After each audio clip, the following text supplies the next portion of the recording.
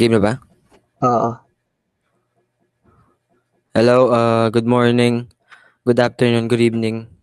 We are Team Komodo Dragon, and these are my group mates Ariel Carabin, John Paul Pengson, and me, Ian Rufino. And today we are proud to present our project, the Smart Bed, the future of smart patient care. Uh, in this presentation, we'll explore an innovative upgrade to hospital bed technology that can significantly enhance the healthcare experience for mga patients and sa mga caregivers. Next.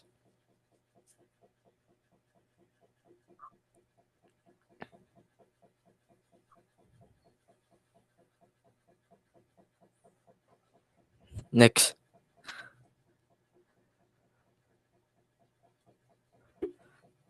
So let's begin with a brief summary. Our project builds upon the Centrella TM Smart Hospital Bed by Hilarom, which is nag-offer siya ng features like fall prevention and may vital monitoring.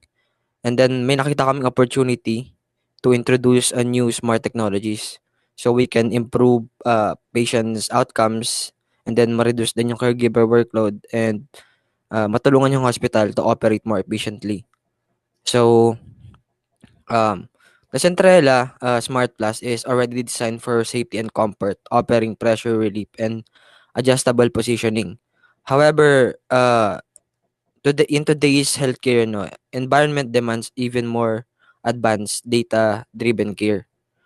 So, yung goal namin is to build a foundation and mag-introduce siya to next generations for solutions.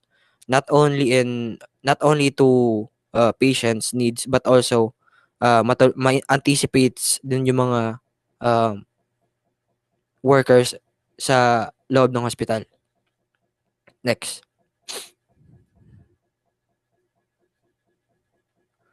So our proposal, we propose upgrading the bed with new smart technologies, real-time monitoring using sensors, with AI din siya tapos voice control for patients. And then cloud connected din yung data niya for caregivers and entertainment system for comfort. These upgrades will make patients care more personalized and proactive while easing staff workload and helping hospital cut costs in the long run. Next.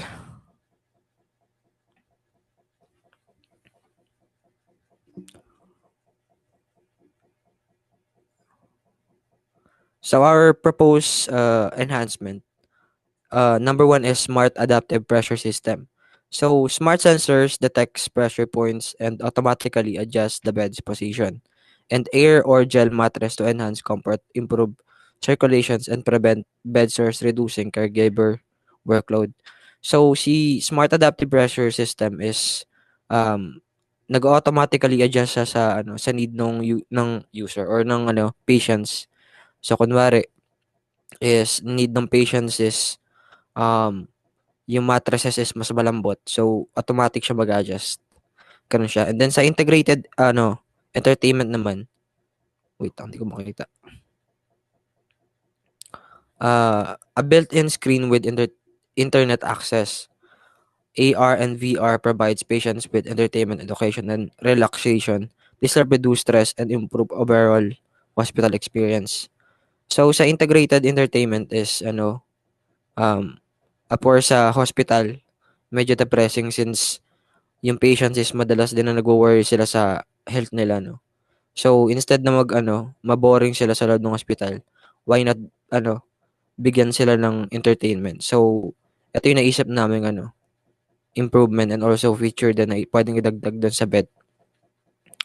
Next is built-in communication.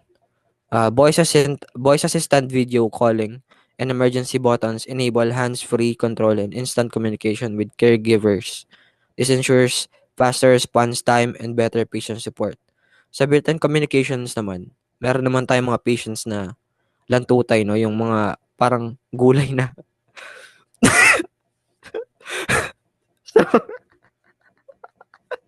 So ano, ah, siyempre hindi nila magalaw yung katawan nila, 'no? So, ngayon, instead na igalaw pa nila yung katawan nila, why not ano na lang, voice command na lang, 'no? So, once na marinig yung ano, yung boses nila nung AI, puwede nilang ano, puwede nilang kontrolin yun using their voice only. And then, 'pag may emergency din, puwede silang ano, puwede silang mag-call, 'no, dun sa mga caregivers or sa mga nurses sa loob ng ospital. Next, anong,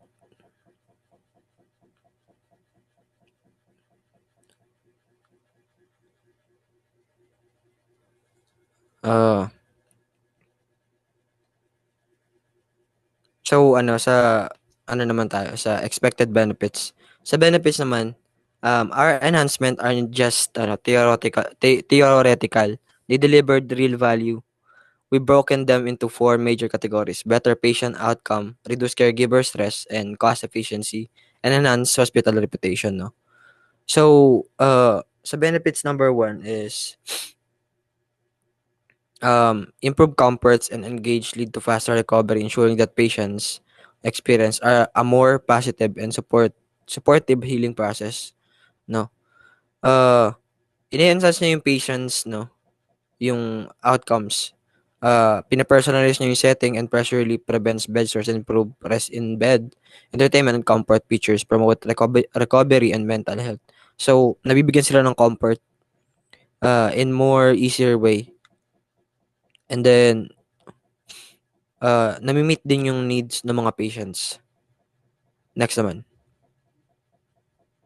Tapos na, dito na. Ikaw na ba dito? Dun ako sa ano, market ano, analysis. Number 2 pa lang, number 2. Yan. Number 2 is increase efficiency, smart features, reduce caregivers workload, and enhance hospital operation, allowing staff to focus more on critical patient needs and improving overall workflow. So, since yung AI is may mga features siya na ano, na naka-integrate na automatically ma-detect nila yung needs ng user. Mas mababawasan yung ano, yung workload ng mga staff or yung mga caregivers. So instead na ano, yung work nila is um one is one is to another one na room. Hindi na ganoon. So mas mabibigyan sila ng time para makapag-focus lang sa mga ano, sa mga critical patients. Next.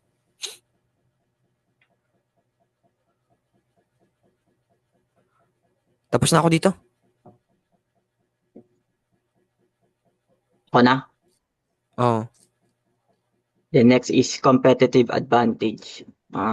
Hospitals offering advanced patient care solutions attract more patients and funding, strengthening their reputation and financial stability.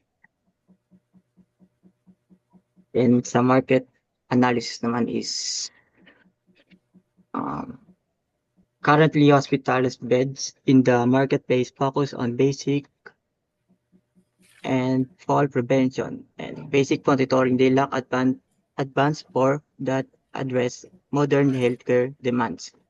And that's where the central stands out. And with our upgrades, it will lead even further. This smart bed positions itself as a premium product na rapidly modernizing healthcare industry, offering clear differentiation from competitors as healthcare facilities compete for patients and staff. Technology-driven tools like this can make a significant impact.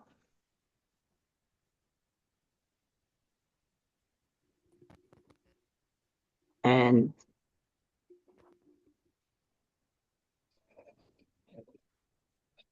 then sa benefits naman is let's now talk about the benefits. Our enhancements aren't just theoretical. They delivered real value. We've broken them into four major categories: better patient outcomes and reduced caregivers stress, cost efficiency, and enhanced hospitals. And sa number one is enhance patient's outcome. Dito is personalized new settings and pressure relief prevents bed sores and improved rest. In bed, entertainment and comfort features promote recovery and mental health. Then sa reduced caregiver workload is automated monitoring reduces the needs for constant manual checks, giving caregiver more time for urgent needs and critical thinking tasks. Then next is cost efficiency. By improving outcomes and preventing complications, hospitals save money on extended stay and long-term treatment. Then lastly, for benefits is reputation boost. Hospitals with smart bed can market themselves as innovative, attractive more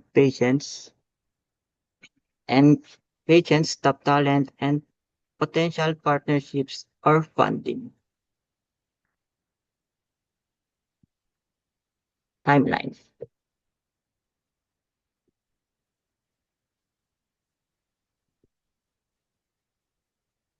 Uh, Here's our 12 months implementation timeline. In month 1 to 3, we focus on research development. Then sa month 4 to 6 are we are focusing on prototyping and testing. Then sa month 7 and 9, we manufacture and distribute the product. Then lastly sa month 10 to 12 naman is hospital training and full deployment. Each phase is carefully planned to ensure a smooth rollout with clinical validations.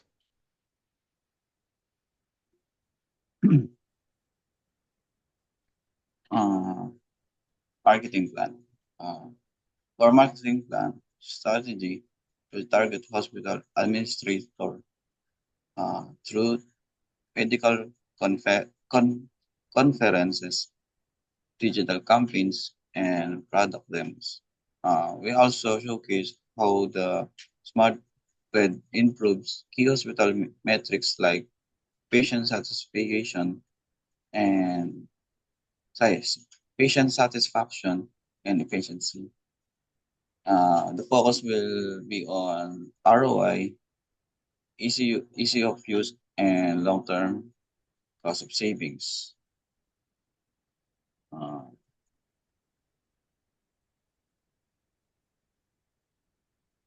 okay na to. Next muna sa finance na. Finance, yeah. Initial cost, R&D and prototyping will cost about $1.2 million and first batch production around $800,000 and marketing will require at least $500,000. These investments are essential to bring this technology to market and capture early adopters in the hospital industry. Conclusion. Next.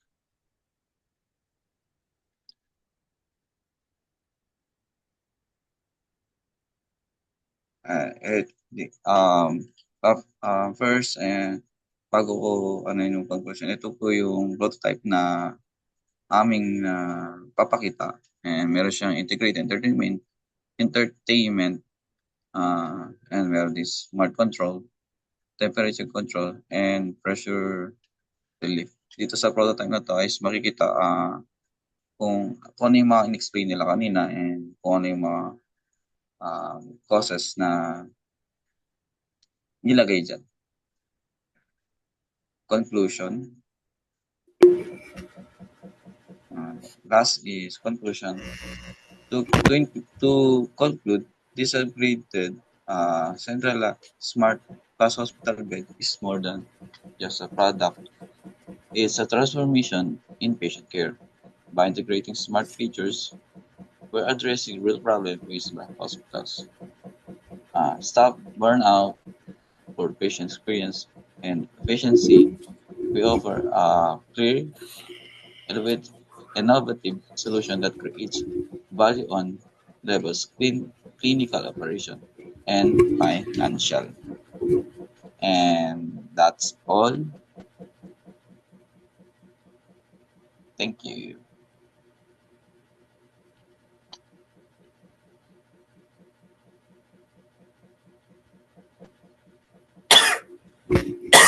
Hindi ko alam patayin. Ay, ano mo rin ako. Patayin.